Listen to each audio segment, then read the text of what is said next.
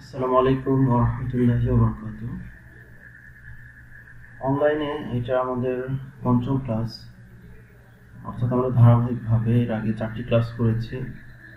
তো সেখানে ম্যাথ এবং ইংলিশের কিছু টপিকের উপরে আমরা আলোচনা শুনেছি এবং সেটাতে অংশগ্রহণ করেছি।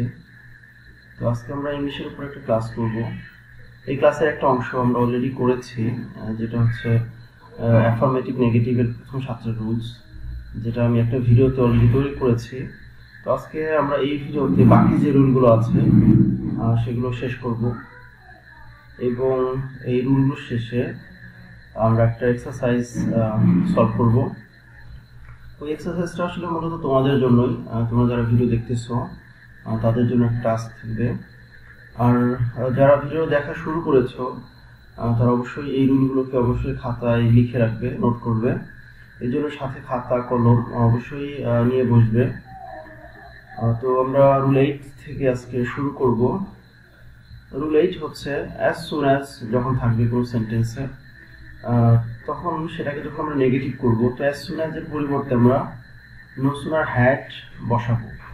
এরপর আমাদের এখানে যেখানে ডট দেয়া আছে সেখানে আমাদের সেন্টেন্স অনুযায়ী আমরা দেখব যে সেখানে কোন ভার্বটা আছে। সেই ভার্বের মূলত আমরা পাস্ট পার্টিসিপাল ফর্ম বা V3 ফর্ম বসাবো। এরপর আমাদেরকে অ্যাফার্মেটিভ সেন্টেন্স অবশ্যই একটা কমা থাকবে, সেই কমাকে উঠিয়ে আমরা একটা দেন বসাবো। পরবর্তী যে অংশটুকু বাকি আছে সেই অংশটুকু বসাবো। এই রুলসটা কিন্তু আমরা ক্লাসে অলরেডি শিখেছি। তোমরা যারা আইডিয়া একাডেমির স্টুডেন্ট, তোমরা কিন্তু অলরেডি এই রুলসটা জানো। সেই রুলসটাই কিন্তু এখানে আমরা দেখতে পাচ্ছি। তো এর আগে আমরা শিখেছিলাম, এটা যখন আমরা ডিগ্রি শিখেছিলাম তখন এই রুলসটা আমাদের এসেছিল। তো এখন আমরা এটাকে অ্যাফার্মেটিভ এবং নেগেটিভের ক্ষেত্রে এটা শিখতেছি। তো এখানে আমরা এক্সাম্পল যদি দেখি, অ্যাফার্মেটিভ সেন্টেন্সে যেটা দেওয়া আছে, as soon as I went to school, comma it began to rain, যে যখনই আমি স্কুলে যেতে না যেতেই বৃষ্টি শুরু হয়েছিল। এর অর্থ হচ্ছে এরকম। আর এটা নেগেটিভ করলে আমাদের হবে নো সুনার হ্যাড, অর্থাৎ অ্যাজ সুন অ্যাজ এর পরিবর্তে বসাবো নো সুনার হ্যাড, তারপর আমাদের সাবজেক্ট আছে আই, সেই আই বসাবো। এরপর আমাদের ওয়েন্ট যে ভার্বটা আছে তার পাস্ট পার্টিসিপাল ফর্ম হচ্ছে গন। কারণ এখানে আমরা এটা পাস্ট পার্টিসিপাল ফর্ম এই জন্য করবো যেমন সাবজেক্টের আগে হ্যাড আছে। আমরা জানি হ্যাডের পরে ভার্বের হ্যাভ, হ্যাজ, হ্যাড, এদের পরে ভার্বের পাস্ট পার্টিসিপাল ফর্ম বসে। এই জন্য আমাদের এখানে গন হবে। এরপর টু স্কুল, তারপর কমার পরিবর্তে দেন, তারপর বাকি যে অংশটুকু আছে ইট বিগান টু রেইন। কিন্তু এই রুলসটা আরেকভাবে আসে, সেটা হচ্ছে যখন পাস্ট টেন্সের পরিবর্তে আমাদের প্রেজেন্ট বা ফিউচার টেন্সে থাকে অ্যাফার্মেটিভে, তখন আমরা কিভাবে করব সেটা হচ্ছে যেমন as soon as I go to school it began to, এখানে একটু ভুল আছে, এখানে ইট বিগানস, এখানে প্রেজেন্ট ফর্মে হবে। এবার ঠিক আছে। তো আমাদের অ্যান্সার হবে নো সুনার ডু আই। আগে আমরা দেখেছিলাম নো সুনার হ্যাড, কিন্তু এখানে হবে নো সুনার ডু। যখন এটা প্রেজেন্ট বা ফিউচার হবে তখন এখানে আসবে আমাদের ডু, হ্যাডের পরিবর্তে আসবে ডু, তারপরে বাকি যে অংশটুকু আছে গো টু স্কুল, আর কমার পরিবর্তে দেন, এরপর বাকি যে অংশটুকু আছে ইট বিগান্স টু রেইন। তো এই হচ্ছে আমাদের প্রেজেন্ট ফিউচারের ক্ষেত্রে আমরা এইভাবে করব। এরপর হচ্ছে রুল 9। তো রুল 9 যদি আমরা দেখি, এখানে আছে টু ডট ডট টু যখন থাকবে তখন আমরা এই টু অর্থাৎ টি ডবল ও এর পরিবর্তে আমরা সো বসাবো। এরপর আমাদের সেন্টেন্স অবশ্যই একটা অ্যাডজেক্টিভ থাকবে, সেই অ্যাডজেক্টিভের পর আমাদের সাবজেক্ট এবং তারপর টেন্স অনুযায়ী ক্যান নট বা কুড নট বসাতে হবে। তো আমরা যদি এক্সাম্পল দেখি, he is too weak to walk, সে, এর অর্থ হচ্ছে যে সে এত দুর্বল যে হাঁটতে পারে না। ঠিক আছে, হিজ টু, এই টু দারটি ডবল অর্থটা সবসময় এখানে মানে খুব তীব্র একটা বা অধিক অর্থে ব্যবহৃত হয়। ঠিক আছে, অর্থাৎ সে এত দুর্বল, মানে সে এত অধিক দুর্বল টু ওয়াক, যে হাঁটার মতো তার অবস্থা নাই, অর্থাৎ সে এত দুর্বল যে সে হাঁটতে পারে না, অর্থটা এরকম হয়।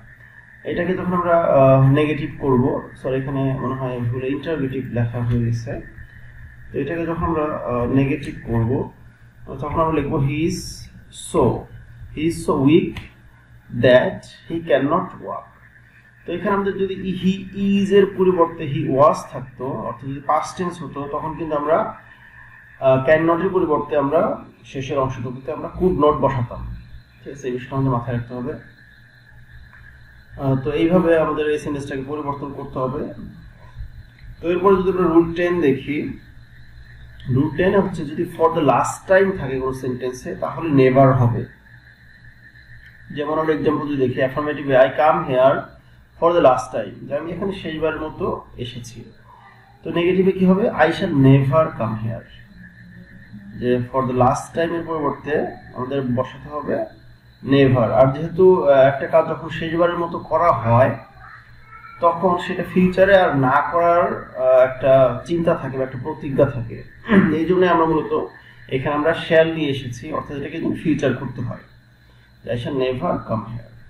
আর আমরা জানি ট্রান্সফরমেশন যখনই আমরা করব তখন আমাদের অর্থের দিকে খেয়াল রাখতে হবে যে অর্থের যেন পরিবর্তন না হয়।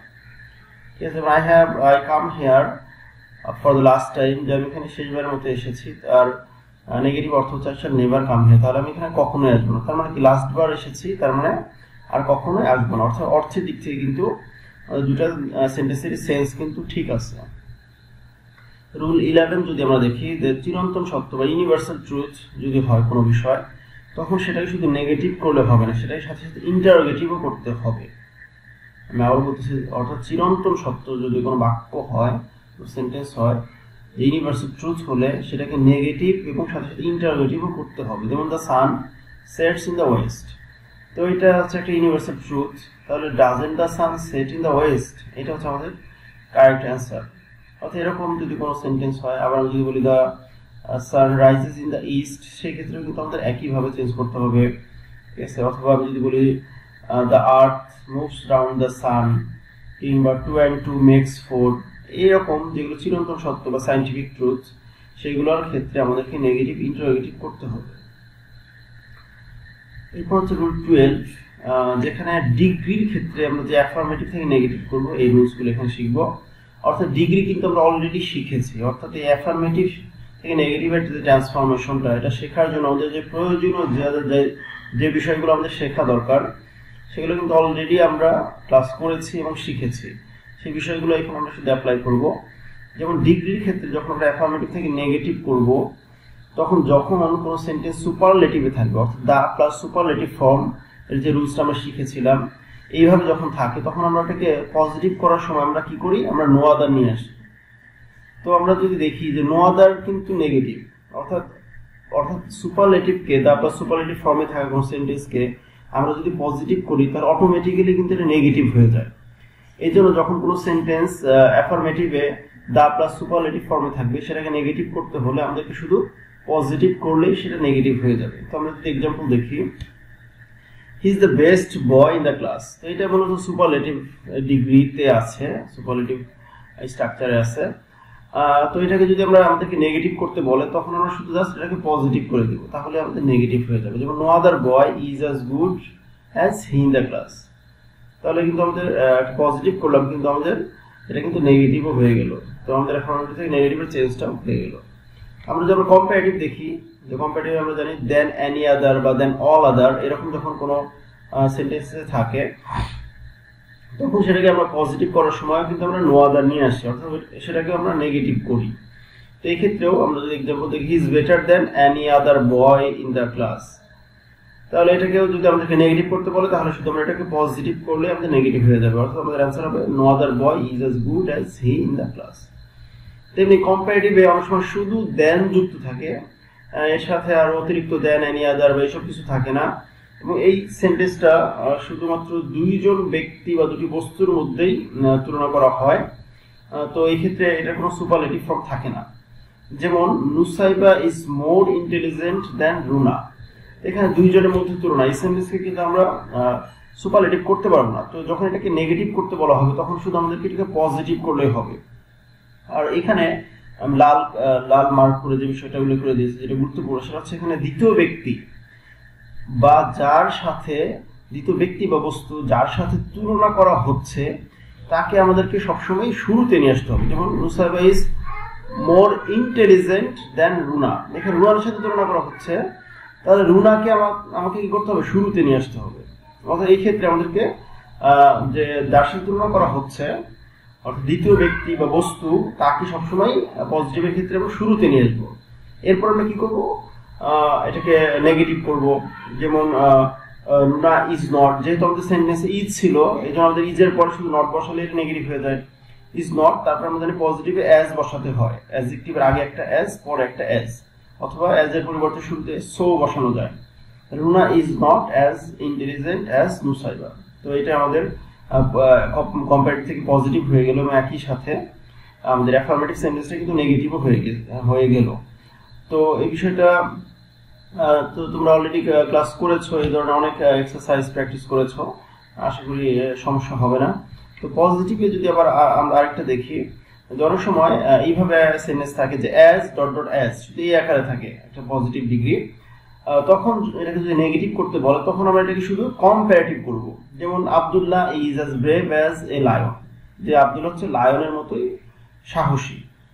তাহলে এটা পজিটিভে আছে এবং সেন্টেন্সটা কিন্তু অ্যাফার্মেটিভ।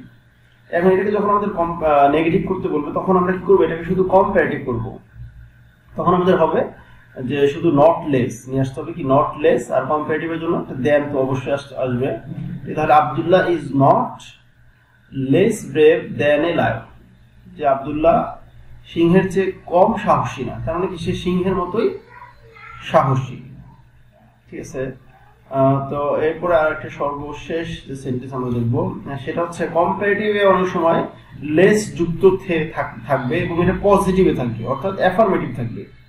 এর আগে আমরা দেখলাম যে পজিটিভটা আমরা অর্থাৎ সর্বশেষ যেটা আমরা রুলসটা দেখলাম যে পজিটিভটাকে আমরা কম্পারেটিভ করলাম, সেখানে কিন্তু আমরা লেস যুক্ত করে কম্পারেটিভ করেছি এবং এটাকে নেগেটিভ করেছি। কিন্তু এখানে আমাদের লেস থাকবে কিন্তু এটা অ্যাফার্মেটিভ বা পজিটিভ থাকবে। আমি কিন্তু এই পজিটিভ ডিগ্রি বলিনি, মানে পজিটিভ বলতে আমি বোঝাচ্ছি যে পজিটিভ সেন্টেন্স মানে অ্যাফার্মেটিভ সেন্টেন্স, অর্থাৎ কম্পারেটিভের এই অংশটা থাকবে অ্যাফার্মেটিভে। যেমন হি ইজ লেস ওয়াইজ দেন হাসান, যে সে হাসানের চেয়ে কম জ্ঞানী।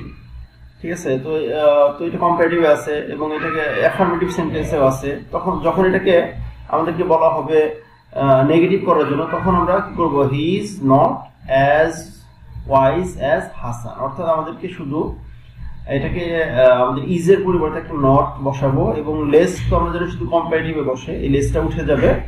এরপরে আমাদের যে অ্যাডজেক্টিভ আছে ওয়াইজ, তার আগে একটা অ্যাজ বসবে, পরে একটা অ্যাজ বসবে এবং পরবর্তী যে ব্যক্তি বা বস্তু আছে সেটাকে আমরা বসাবো। তো আমাদের হি ইজ লেস ওয়াইজ দেন হাসান, এর আনসার হবে হি is not as wise as Hasan. তো এই সবগুলো রুলসই কিন্তু আমাদের ডিগ্রি শেখার সময় শেখা হয়ে গিয়েছিল।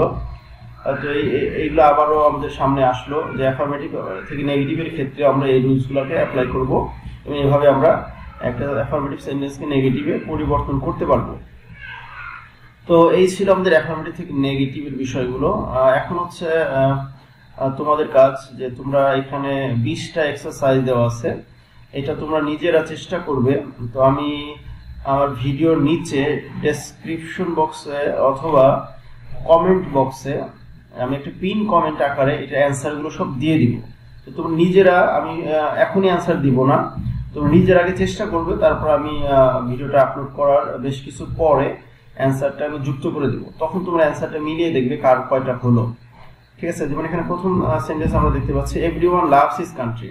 তো আমরা এখানে এভরি যে রুলসটা আমরা শিখলাম আবার শিখেছি প্রথম ভিডিওতে, তো এই জন্য তোমাদেরকে প্রথম ভিডিওতে যে রুলসগুলো শিখেছো আমার এই ভিডিওতে দুইটা সবগুলো রুলস থেকেই কিন্তু এখানে এই এক্সারসাইজটা দেওয়া হয়েছে।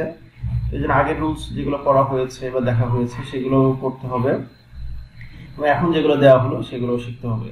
তাহলে আমাদের প্রথম সেন্টেন্স হচ্ছে এভরিওয়ান লাভস হিজ কান্ট্রি, তারপরে as soon as he reached the station the train left, তারপরে হচ্ছে there is no man but loves a patriot. তো এখানে আমাদের কিছু সেন্টেন্স কিন্তু অ্যাফার্মেটিভে আছে, সেগুলোকে আমরা নেগেটিভ করব। কিছু সেন্টেন্স আমি নেগেটিভে দিয়েছি, সেগুলোকে আমরা অ্যাফার্মেটিভ করব এবং 3 নাম্বারটা কিন্তু নেগেটিভে আছে। এরপরে 4 নম্বর হচ্ছে Dhaka is more popular than any other city in Bangladesh, তেমনি নাভিয়া ইজ মোর বিউটিফুল দেন তামান্না। 6 হচ্ছে he does not always make fun in the class. তারপরে নট অলওয়েজ থাকলে কি বসে সেটা আমরা এখানে বসাবো। তারপরে 7 নম্বর হচ্ছে as soon as he goes to school his friends welcome him, যেটা যে রুলসটা আমি একটু আগে শিখেছি, একটু আগে কিন্তু এটা নিয়ে আলোচনা হলো, সেই রুলসটাই। তারপরে 8 নম্বর হচ্ছে মাস্ট এর rules, we must obey the rules and regulations of the school. Number 9 হচ্ছে এভরিবডি লাভস ফ্লাওয়ার্স। 10 নম্বর হচ্ছে the sun rises in the east. এরপরে হচ্ছে we have to drink safe water. তারপরে 12 হচ্ছে he was too sick to study. 13 হচ্ছে he is less intelligent than Raisa. 14 হচ্ছে he has many friends, he has many friends in this area.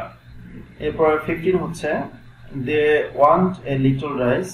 16 he is not a rich man. 7 হচ্ছে mister Nowan is a good player and a good teacher. 18 হচ্ছে every rose has a thorn.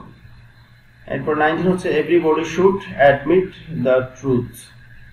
20 হচ্ছে no sooner had we reached to the school then the bell rang. তো কিছু কিছু কোশ্চেনের answer কিন্তু একাধিক ভাবে হয়।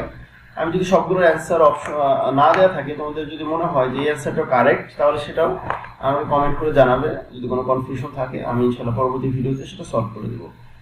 তো সবাই ভালো থেকো, পড়াশোনা কন্টিনিউ করো, সেফ থাকো। আল্লাহ হাফেজ। আসসালামু আলাইকুম ওয়া রাহমাতুল্লাহ।